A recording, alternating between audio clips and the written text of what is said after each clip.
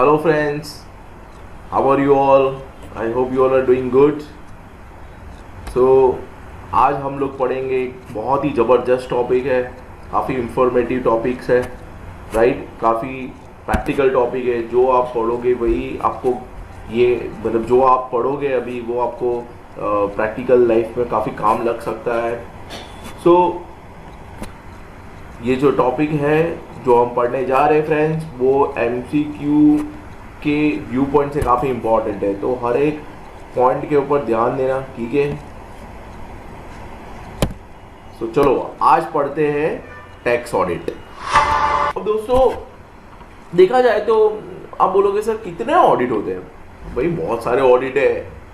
अब उसके अंदर में आपको अगर मैं बताऊं मेनली तो एक तो दो तरीके के ऑडिट होते हैं, which is the audit number 1 which is declared by or you can say give by the Companies Act, and second other audits. So Companies Act में जो Companies Act ने जो ऑडिट दिए है वो है एक तो आपका statutory audit, internal audit, right? There are so many audits in the Companies Act and others audits के अंदर है ये वाला tax audit which is given by the income tax act 1961, right? तो ये आज हम पढ़ेंगे, इसके ऊपर काफ़ी इसके प्रोविज़न डिस्कस करेंगे, बराबर है? काफ़ी प्रैक्टिकल है। ओके, तो सबसे पहले देखते हैं meaning of tax audit. Tax audit होता क्या है, राइट? तो आप देख सकते हो ये हल के आ रहा है। ये सब मैंने नाटक इसके लिए किए, ये सब इफेक्ट इसीलिए दिए सो दैट आपका अटेंशन बना रहे। ओहो, घूम के आ रहा है मीनिंग तो देख सकते हो आप के to assess the correctness of taxable profit, this is the first point in the definition of tax audit. Second, to ensure compliance of income tax provision, and third, to ensure fulfilment of condition for claiming deductions. So भाई there are 3 main elements in the definition of tax audit. कि भाई हम tax audit क्या है, तो कि भाई हम क्यों करते हैं टैक्स ऑडिट? तो यार जो टैक्सेबल प्रॉफिट मतलब बताया है हमारे जो असेसी ने, मतलब जो जिसका फॉर एग्जांपल अगर मैं ऑडिटर हूँ तो जिसका मैं ऑडिट करने जाऊँगा तो उसने अपने प्रॉफिट एंड लॉस अकाउंट में जो प्रॉफिट बताया है टैक्सेबल प्रॉफिट, क्या वो सही है? बराबर, वो है एक। सेकंड, टू एंश्योर कंप्लायंस, मतलब क्या मैं खुद जाके देखूंगा जहाँ पे भी for example as a tax auditor कहीं पे कंपनी में जा रहा हूँ मैं उसका ऑडिट करने के लिए, तो मैं क्या करूंगा, चेक करूंगा whether my client has comply all the provision of income tax और नॉट, मतलब क्या उसने वो कायदे कानून फॉलो किए हैं, क्या अमल किया है, वो सब मैं चीजें चेक करूंगा। And third, to ensure fulfilment of condition for claiming deduction. आपने डिडक्शन पढ़ा होगा, यस और नो? एसवाई के अंदर पढ़ा था ATC, ATIA, ATD, ATDDA, ATC, ATCCC, ATCCD। There are so many deductions, बराबर। फिर वो प्रिलिमिनरी एक्सपेंस का डिडक्शन लेते हैं, बहुत सारे डिडक्शन अलाउड है इनकम टैक्स में। बट क्या मेरे जो क्लाइंट ने ये सारे डिडक्शन लिए हैं तो क्या उसके पास कोई वैलिड प्रूफ है? ये सब मैं क्या करूंगा, चेक करूंगा। एंड यही हमारा बन जाता है मीनिंग ऑफ टैक्स ऑडिट। बोलो, पता चल गया? नेक्स्ट, क्या है मतलब objective of tax audit, right? You can see ऊपर आया धीरे से, वो हमारा टॉपिक है। ऑब्जेक्टिव क्या है, मतलब हेतु क्या है, पर्पस क्या है टैक्स ऑडिट करने का? याद रखना, ये टैक्स ऑडिट कौन लेके आया? इनकम टैक्स लेके आया, कंपनीज एक्ट नहीं लेके आया, बराबर। तो टैक्स ऑडिट करने का मकसद यही है जो डेफिनेशन में अभी मैंने आपको बताया, to ensure regular tax payment. हम ये जो ऑडिट करने जाते हैं या इनकम टैक्स ऑडिट करवाता है तो इनकम टैक्स यही चाहता है कि जितने भी टैक्स पेयर है वो अपना टैक्स रेगुलर पे करे, बराबर। ये हो गया।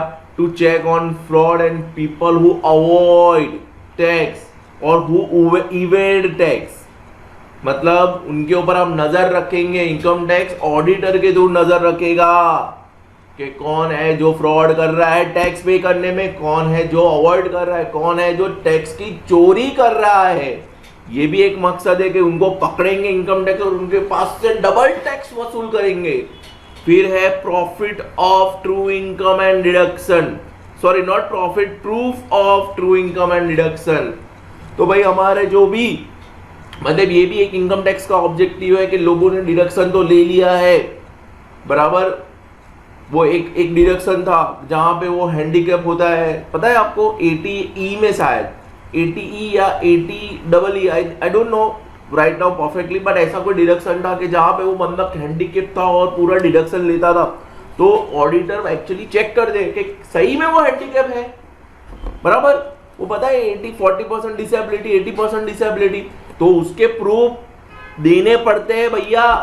तो ऑडिटर चेक करेगा वो प्रूफ कि सही में ये डिडक्शन लिया है तो सही में लिया है कि ऐसे ही ले लिया है सिर्फ प्रॉफिट कम करने के लिए या इनकम कम करने के लिए, ठीक है। फिर है to examine and verify the compliance with the RTA, ये भी एक है purpose. And to report 3CA, 3CB and 3CD। आप बोलोगे सर ये क्या भला है 3CA, 3CB, 3CD? सब्र करो, थोड़ा शांत रहो, आगे बताता हूं क्या है ये रिपोर्ट है जो ऑडिटर, टैक्स ऑडिटर को ये रिपोर्ट फॉर्म में किसको करना पड़ता है? रिपोर्ट इनकम टैक्स को करना पड़ता है। ये फॉर्म है, बराबर। आगे मैं इसके ऊपर थोड़ा डिस्कस करूंगा। ओ ये तो घूम भी रहा है भाई, ठीक है। नाउ नेक्स्ट टॉपिक जो है देख सकते हो आप, हमारा applicability of tax audit in case of person doing business. अब ये अप्लाई कब होता है यार?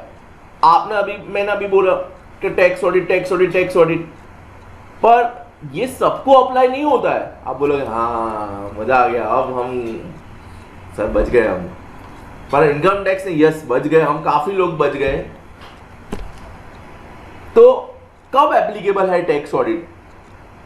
ठीक है, હવે તમે હમણાં ગ્રેજ્યુએટ થઈ જાઓ છો, બરાબર, એટલે પછી આ તમને બધું ખબર હોવું જોઈએ, એટલીસ્ટ બેસિક્સ। એટલે તમને કોઈ પૂછે કે ભાઈ ટેક્સ ઓડિટ શું છે ને આ ક્યારે કોને એપ્લાય થાય, તો તમારે કહેવાનું, બરાબર। ઇજ્જત રાખજો તમારી, એટલે તમે ગ્રેજ્યુએટ થઈ જાઓ એટલે તમારે થોડી બેસિક્સ ઇન્ફોર્મેશન હોવી જોઈએ ને આ બધું પ્રેક્ટિકલ છે ભાઈ, આ બધું જ પ્રેક્ટિકલ છે। આ બધા તમને MCQમાં સાંભળજો, આ MCQ પૂછશે તમને, બરાબર।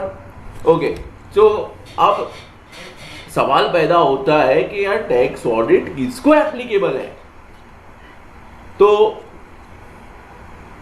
अ पर्सन डूइंग बिजनेस, मतलब जे धंधो करे भाई, बराबर, जे बिजनेस करे, હવે એનો ટર્નઓવર એટલે मतलब बेटा टर्नओवर मतलब सेल्स। अगर उसका सेल्स 1 करोड़ से ज्यादा है, मोर देन 1 करोड़, बराबर, समझ रहे हो? अगर उसका 1 करोड़ से ज्यादा है तो उसको टैक्स ऑडिट कंपलसरी हो जाता है, मतलब एप्लीकेबल हो जाता है, बराबर, समझ में आ रहा है? पर ध्यान से सुनना, अगर मान लो किसी का कोई पर्सन है, मान लो मैं हूं, मेरा टर्नओवर 1 करोड़ से ज्यादा है, या मिस्टर एक्स है, मान लो मिस्टर एक्स है जिसका टर्नओवर सेल्स प्रीवियस ईयर के अंदर 1 करोड़ से ज्यादा है बट 2 करोड़ से कम है, बराबर, मतलब 2 करोड़ या उससे कम है, बराबर। तो उस केस के अंदर अगर वो चाहे मतलब वो पर्सन ऐसा चाहता है कि मेरा टैक्स ऑडिट ना हो, तो वो अवॉइड कर सकता है legally by following this section 44AD। क्या है? By following the section 44AD person can avoid tax audit even if is turnover more than 1 crore. No 1 crore से ज्यादा टर्नओवर है पर 2 करोड़ तक, 1 करोड़ से ज्यादा पर 2 करोड़ तक, तो वो टैक्स ऑडिट को क्या कर सकता है? अवॉइड कर सकता है लीगली। बट कंडीशन क्या है कि जितना भी उसका बिजनेस है, जो भी उसका सेल्स है, उसके 8% प्रॉफिट दिखाना पड़ेगा। 8% क्या दिखाना पड़ेगा? प्रॉफिट दिखाना पड़ेगा। प्रिजम्पटिव स्कीम बोला जाता है इसको। क्या बोला जाता है? प्रेजेंटिव स्कीम। तो अगर तुम प्रेजेंटिव स्कीम को सिलेक्ट करते हो और आपका टर्नओवर 2 करोड़ से कम है, मतलब 1 करोड़ से ज्यादा और 2 करोड़ से कम है, तो आप ये फॉलो करके टैक्स ऑडिट को आप क्या कर सकते हो? अवॉइड कर सकते हो, बराबर। पर नहीं, आप ऐसा मना कर रहे हो कि नहीं भाई मेरा 8% थोड़ी प्रॉफिट है, मेरा तो उससे कम है, तो फिर इनकम टैक्स बोर्ड क्या बोल रहा है कि फिर टैक्स ऑडिट करवाना पड़ेगा, फिर तो करवाना पड़ेगा भाई, बराबर। और दूसरी बात ये है कि अगर मान लो कि आपका टर्नओवर 1 करोड़ से कम है, मतलब 90 लाख 80 लाख, तो आपको टैक्स ऑडिट अप्लाई होता ही नहीं है, नॉट एप्लीकेबल। आई होप कि तुमको ये पता चला होगा, बराबर। Tax audit applicability in case of business, the person who is doing business.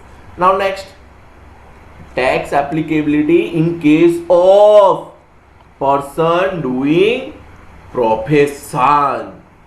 मतलब जो बंदा चार्टर्ड अकाउंटेंट है, जो बंदा डॉक्टर है, जो बंदा आर्किटेक्चर है, मतलब प्रोफेशन उसका है कुछ बिजनेस, उस केस के अंदर दोस्तों देखो घूम के आ रहा है, उस केस के अंदर अगर उसका सेल्स 50 लाख से ज्यादा है तो टैक्स ऑडिट एप्लीकेबल हो जाएगा, यस।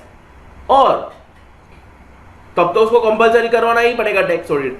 बट मान लो कि अगर उसका 50 लाख से कम है टर्नओवर, बराबर, अगर उसका 50 लाख से टर्नओवर कम है तो उसको टैक्स ऑडिट एप्लीकेबल नहीं है, बराबर, राइट। और अगर उसका सेल्स 50 लाख से ज्यादा और वो चाहता है कि चार्टर्ड अकाउंटेंट मेरे घर ना आए, मेरे बुक्स ऑफ अकाउंट चेक ना करे, बराबर, तब उसको क्या फॉलो करना पड़ेगा? Presumptive scheme. पर उस केस के अंदर उसको 50% प्रॉफिट दिखाना पड़ेगा भाई। मतलब कि अगर मान लो आपका सेल्स है 70 लाख रुपया पूरे साल का, कितना सेल्स है समझ लेना यहाँ पे। मान लो कि आपका पूरा सेल्स है पूरे साल का 70 लाख। अब उस केस के अंदर आप 50% इनकम टैक्स को बोलते हो कि भाई मेरा प्रॉफिट 50% है 35 लाख, तो फिर आपको टैक्स ऑडिट करवाने की जरूरत नहीं है, बराबर। आप इनकम टैक्स को सामने से बोल रहे हो कि मेरा 50% से ज्यादा प्रॉफिट है, मिनिमम 50% है, उससे ज्यादा है, तो आपको टैक्स ऑडिट की जरूरत नहीं है। बट आप ऐसा बोल रहे हो 50 लाख से आपका ज्यादा टर्नओवर है और आप बोल रहे हो कि नहीं भाई 50% से मेरा ज्यादा प्रॉफिट नहीं है, तो फिर टैक्स ऑडिट करवाना पड़ेगा, चार्टर्ड अकाउंटेंट को बुलवाना पड़ेगा, ऑडिट फी देनी पड़ेगी। Did you understand this? Really important from the MCQ viewpoint, right?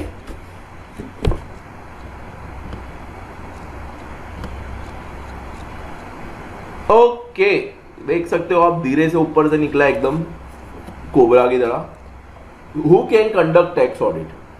आपको क्या लगता है कौन कर सकता है टैक्स ऑडिट? भाई तुम जो सोच रहे हो ना वो बिल्कुल गलत है। ये भाई टैक्स ऑडिट गांडे कौन कर सकता है? चार्टर्ड अकाउंटेंट कर सकता है, ठीक है, कोई ऑर्डिनरी पर्सन नहीं कर सकता भाई। इनकम टैक्स किसको भेजेगा? किसको भेजेगा? चार्टर्ड अकाउंटेंट को भेजेगा, जिसके पास डिग्री है under the act chartered accountant act 1949 and who holds a valid certificate of practice. मतलब जो प्रैक्टिस कर रहा है, जिसकी ऑफिस है, बराबर, जिसकी ऑफिस है, जो प्रैक्टिस कर रहा है, जिसके पास सीओपी है, क्या बोलते हैं इसको? सर्टिफिकेट ऑफ प्रैक्टिस, सीओपी, वो कर सकते हैं टैक्स ऑडिट, बराबर।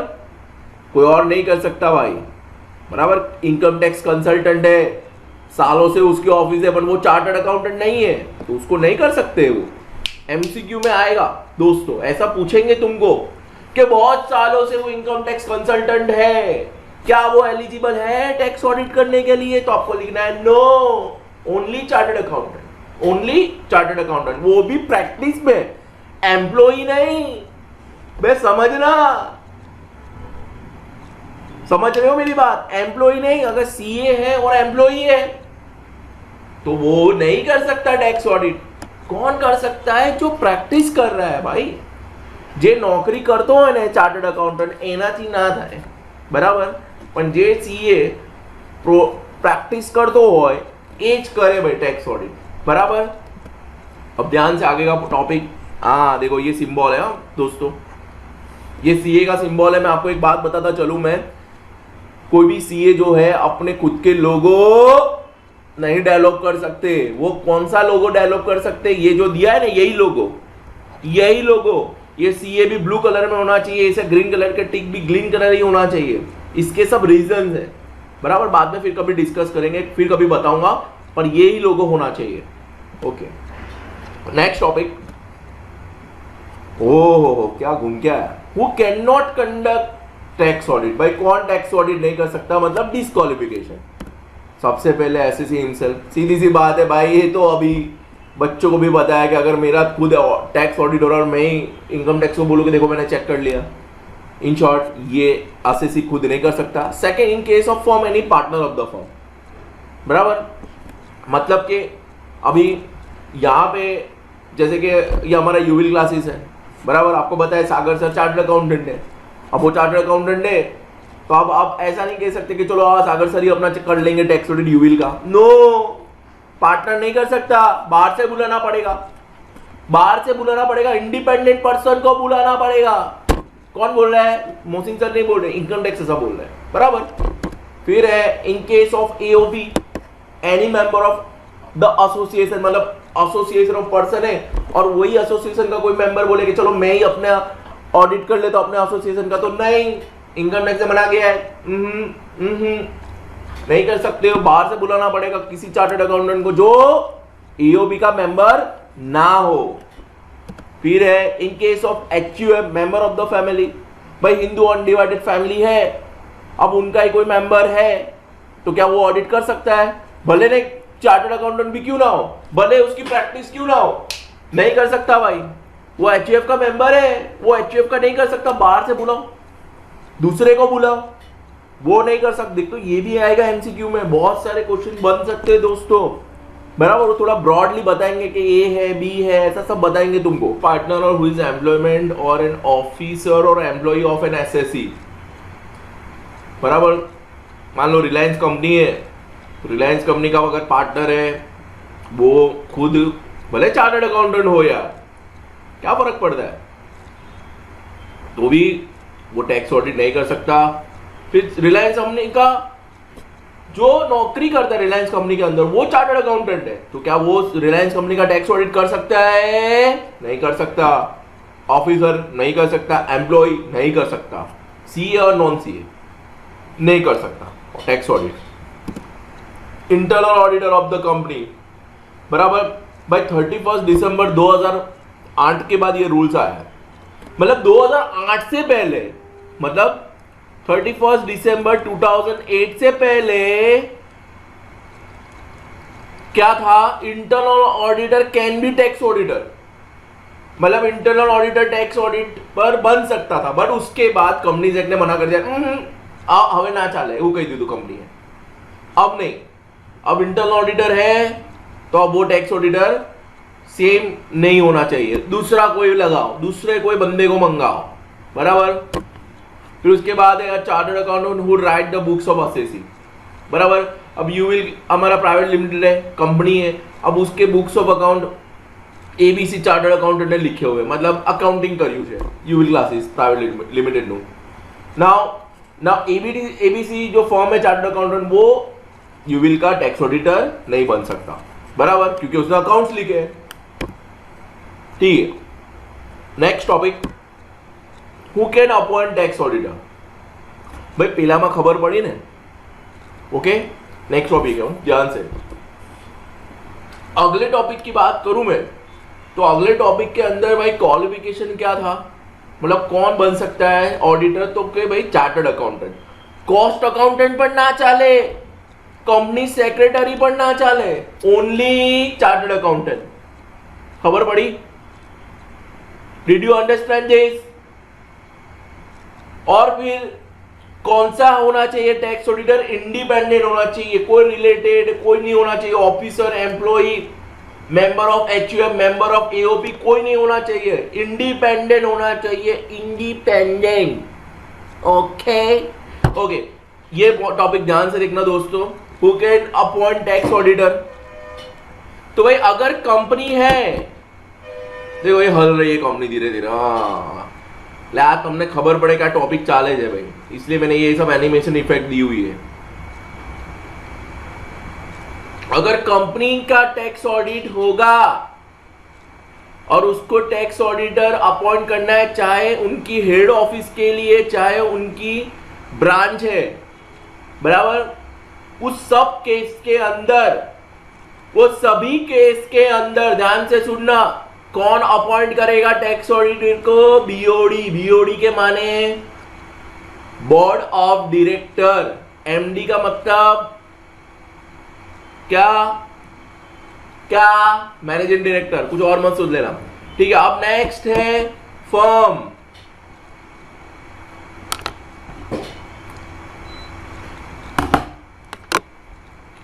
अब फर्म है, किसी पार्टनरशिप, कोई पार्टनरशिप फर्म है, तो उसकी फर्म में टैक्स ऑडिटर को अपॉइंट करना है, तो कौन अपॉइंट कर सकता है? तो भाई एनी पार्टनर, कोई भी पार्टनर है। मान लो PQ और फर्म है और PQ और R तीनों पार्टनर है, तो ऑडिटर, टैक्स ऑडिटर को कौन अपॉइंट कर सकता? तो भाई तीनों साथ में भी अपॉइंट कर सकते हैं। P भी अपॉइंट कर सकता है अकेला, Q भी अपॉइंट कर सकता है, R भी अपॉइंट कर सकता है, किसी को कोई रिस्ट्रिक्शन नहीं है। HUF है तो ये MCQ में आएगा। हिंदू अनडिवाइडेड फैमिली है तो भाई only karta can appoint tax auditor, only karta, बराबर याद रखना, ये इंपॉर्टेंट है, MCQ में आ सकता है। प्रोप्राइटरी कंसर्न है, मतलब अगर सिंगल प्रोप्राइटरी फर्म है, बराबर, तो उस केस के अंदर ओनली प्रोप्राइटर अपॉइंट कर सकता है, बराबर।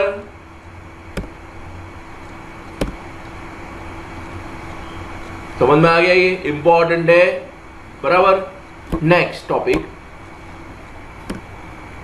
ओहो घूम घूम के आ रहा है, देखो सीलिंग। अबे सीलिंग એટલે આપણે छत नहीं है, ये सीलिंग मतलब छत नहीं, सीलिंग मतलब restriction on number of audits. मतलब एक जो चार्टर्ड अकाउंटेंट है, बहुत इंपॉर्टेंट है, ध्यान से दोस्तों, मेरे प्यारे अजीज दोस्तों, ध्यान से, कि अगर चार्टर्ड अकाउंटेंट है तो वो एक साल के अंदर कितने से ज्यादा टैक्स ऑडिट एक्सेप्ट नहीं कर सकता? 60। मतलब CA can not accept more than 60 tax और audit assignment in a financial year.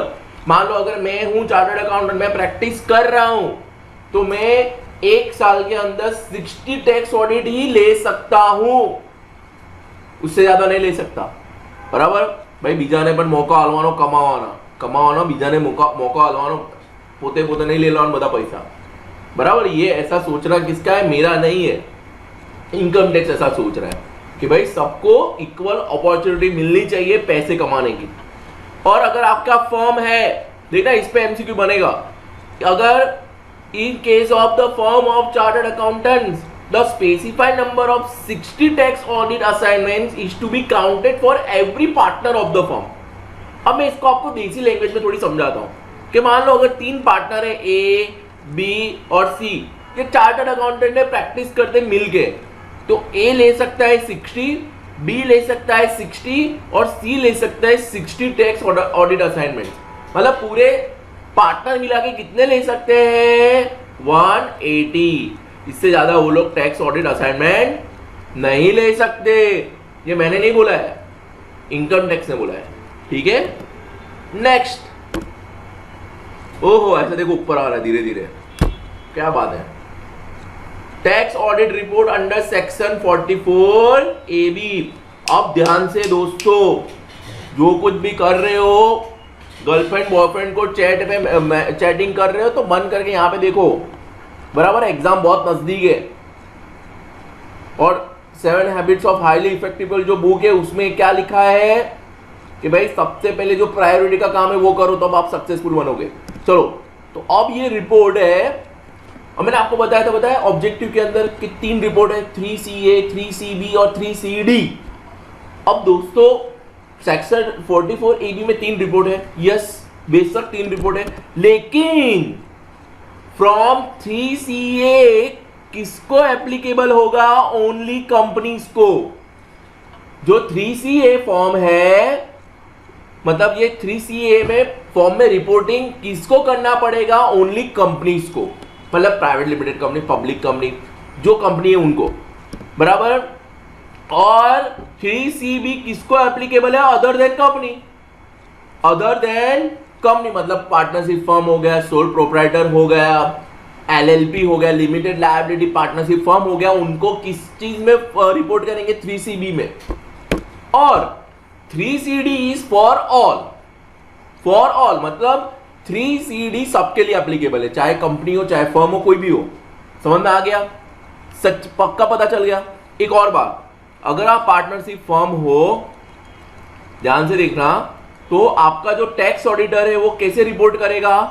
Firm है तो 3CB एंड 3CD, ये दो फॉर्म में रिपोर्टिंग होगा।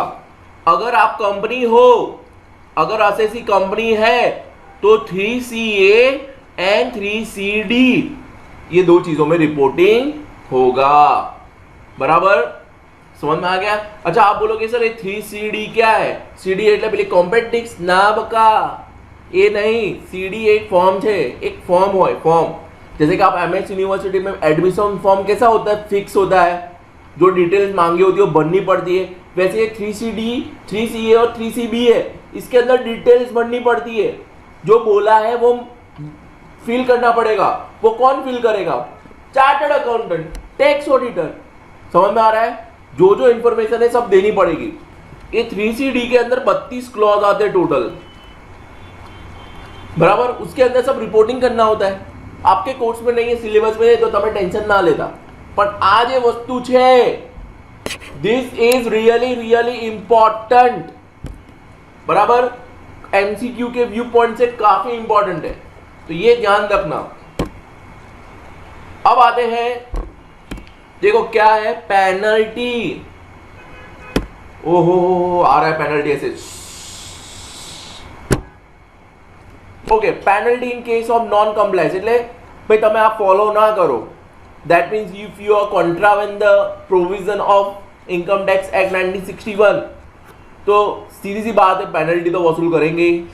तो penalty will be levied list of the following, मतलब impose list of the following, એટલે આ બેમાંથી જે લોઅર હોય એ શું છે? First, 0.5% of the total sales और टर्नओवर ग्रॉस रिसिप्ट और 1,50,000 whichever is lower। समझ में आ रहा है? कि मान लो, सपोज मान लो कि आपका टर्नओवर है 1 करोड़, कितना है? 1 करोड़, ठीक है। तो इसके 0.5% कितना होगा दोस्तों? इसका 0.5% कितना होगा? इसका 10% 10 लाख, 1% 1 लाख, तो ये कितना होगा? इसका 0.5% 50,000, और मैक्सिमम कितना है? पेनल्टी 1,50,000। तो दोनों में से जो लोअर होगा वो आपको पेनल्टी देनी पड़ेगी। कब? कि जब आपने टैक्स ऑडिट नहीं करवाया है, बराबर। आपको पता है या नहीं पता है, बराबर। आपको पता हो कि ना पता हो, उससे कोई फर्क नहीं पड़ता, पर अगर आपने नहीं करवाया है तो आपको पेनल्टी देनी पड़ेगी भाई। ये मैंने नहीं बोला, अगेन वापस बोल रहा हूं, मैंने नहीं बोला, मेरे घर की बातें नहीं है, सब इनकम टैक्स की बात है, बराबर। चलो, इंपॉर्टेंट है, MCQ के हिसाब से याद रखना, पेनल्टी याद रखनी पड़ेगी आपको। यस,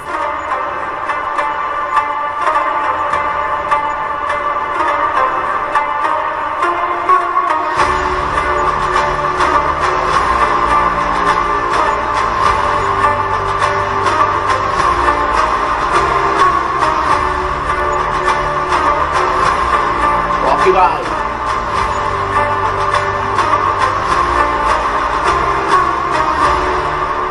जब भी ऐसा म्यूजिक बजे ना KGF का, तो समझ लेने का नया टॉपिक चालू हुआ है दोस्तों। अब ऑडिट कमिटी न्यू टॉपिक है, ऑडिट कमिटी न्यू टॉपिक है, बार बार रिपीट कर रहा हूं दोस्तों, यहाँ पे ध्यान देना, बराबर। काफी इंटरेस्टिंग है, ठीक है दोस्तों। तो ऑडिट कमिटी का मीनिंग देखते हैं। Yes, meaning of audit committee. So an audit committee is subgroup of company's board of director responsible for oversight of financial reporting and disclosure process And to be successful, audit committee should be aware of the process and the internal control in the organization. अब दोस्तों audit committee ये जो concept है दोस्तों, एक concept अभी companies act 2013 में आया है. मतलब कंपनीज एक्ट का मानना ऐसा है कि ऑडिट कमिटी होनी चाहिए कंपनी के अंदर. आगे मैं डिस्कस करूंगा कौन सी कंपनी में होना चाहिए.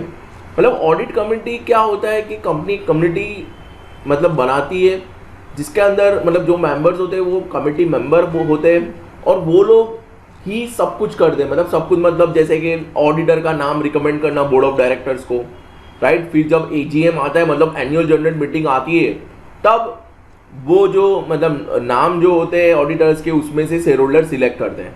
बराबर, शेयर होल्डर थोड़ी सिलेक्ट करते हैं ऑडिटर को, वो तो सिर्फ ऐसा बोला गया है कि शेयर होल्डर सिलेक्ट करते हैं. एक्चुअली काम तो ऑडिट कमेटी का है, वो लोग रिकमेंड करते हैं और फिर लास्ट में वो लोग सिलेक्ट करते हैं.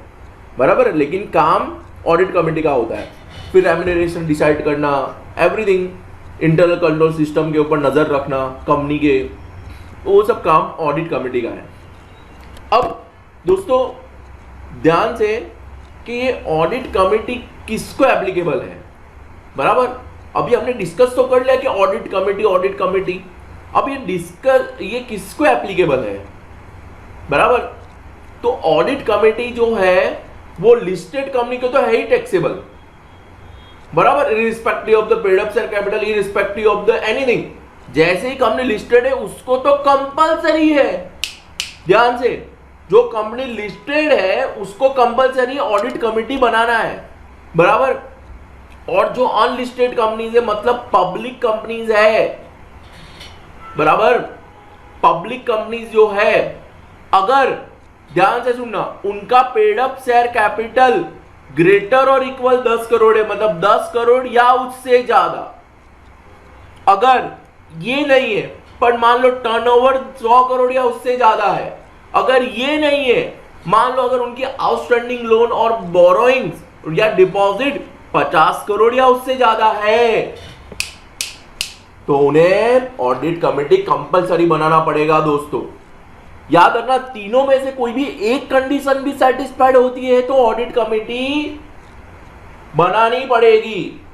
और प्राइवेट कंपनी को not applicable, audit committee applicable नहीं है. एमसीक्यू व्यू पॉइंट से काफी इंपॉर्टेंट है, आ सकता है, ध्यान देना. अब ध्यान से, yes, real important one, yes, composition of audit committee. मतलब ऑडिट कमेटी में कौन कौन से बंदे हो सकते हैं, क्या है.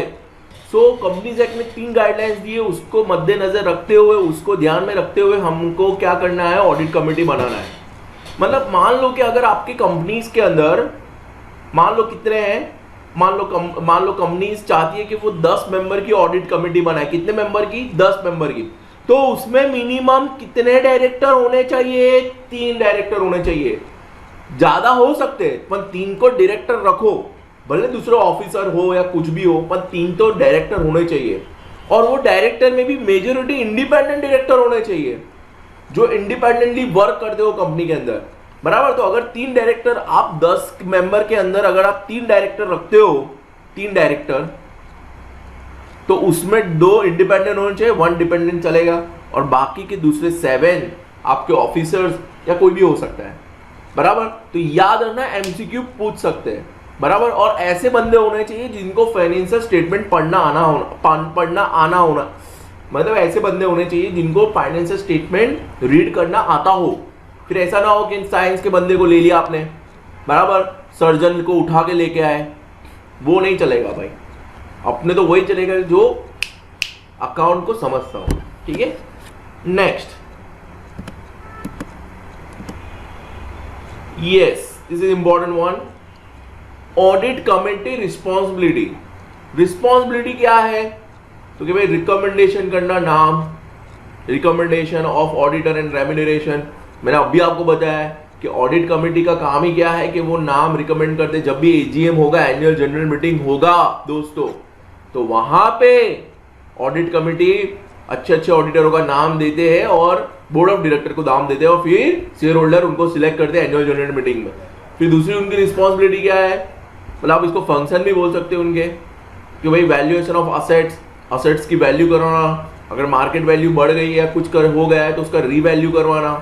फिर scrutiny of inter corporate loan and advances, मतलब कंपनी और जो कंपनी है जैसे रिलायंस है और उसकी जो भी सब्सिडरी है उसके बीच में जो भी इंटर कॉर्पोरेट लोन और एडवांसेस मतलब अंदर लेन देन हुई है तो उसके ऊपर नजर रखनी, उसका स्क्रूटिनी करना, बराबर। Evaluation of internal control system, company की जो इंटरनल कंट्रोल सिस्टम है उसको इवेल्युएशन करना।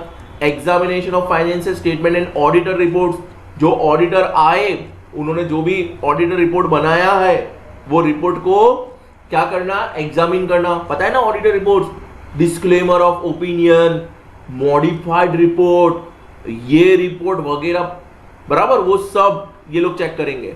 Authority to investigate financial records, company के फाइनेंशियल रिकॉर्ड भी वो चेक कर सकते हैं और इसके ऊपर इन्वेस्टिगेशन कर सकते हैं। तो दिस आर द फंक्शन और you can say responsibility of audit committee. Next important है vigil mechanism under the companies act 2013। वर्जिन नहीं है भाई, विजिल है, बराबर। अब विजिल का मतलब क्या होता है, मैं आपको एक ये जो कंसेप्ट है वो कैसे कंसेप्ट है, हमारी रोज बरोज की जिंदगी में से ये कंसेप्ट उठा के लेके आइए कंपनीज एक्ट। मतलब पता है आपको, पहले हम अभी तो हम काफ़ी मॉडर्न लाइफ जीते हैं, बराबर। शादी करने के बाद जो भी होते हैं, मतलब बेटा होता है तो अलग अपनी फैमिली को लेके चला जाता है, अभी सब अलग अलग सेपरेट रहते हैं। पर लेकिन पहले आज से 10-20 साल पहले पता है हमारे घर में क्या होता था, हम जॉइंट फैमिली रहते थे, चाहे आप हो चाहे मैं हूँ। पहले हमारे मतलब हम दादा परदादा के साथ रहते थे, बराबर।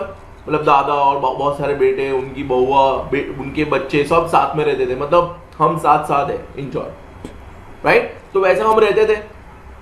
तब उस केस के अंदर अगर कुछ प्रॉब्लम होती थी घर के अंदर, बराबर, कुछ भी सीरियस मैटर होता था, लड़की का प्रॉब्लम होता था या लड़के का प्रॉब्लम होता था या कुछ भी कोई भी प्रॉब्लम होता था, कुछ चोरी कर लेता था पैसा या कोई बेटा सही रास्ते पे नहीं जाता था, तो हम किसको कंप्लेंट करते थे, हमारे दादा को कंप्लेंट करते थे, बराबर, कि दादा ऐसा हो गया, क्योंकि हमारे बड़े हैं, पहले ऐसा सिस्टम हुआ करता था। बस वही कंसेप्ट यहाँ पे है विजिल मैकेनिज्म में।